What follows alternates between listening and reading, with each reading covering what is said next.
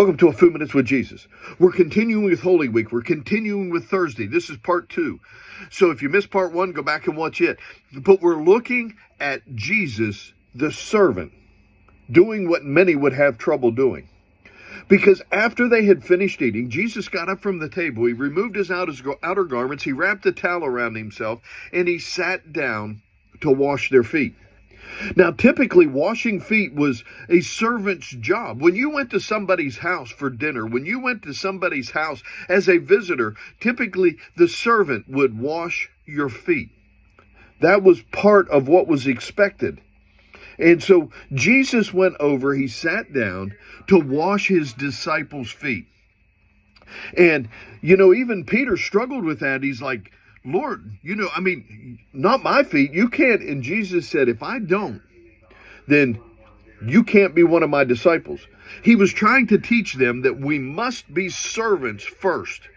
No matter how great we think we are, we must remain in that servanthood. And one of the things that a lot of people would really struggle with and may not even realize, but they had the dinner with all his disciples, and when Jesus got up to wash their feet, he sat down and even washed Judas's feet. Now you have to remember, Judas had already betrayed him. Judas had already gone to the religious leaders and offered him up for the 30 pieces of silver. Jesus already knew that, and yet he sat down and washed Judas's feet. The betrayer, the one that had gone out to offer him up, he bent down as a servant to wash his feet.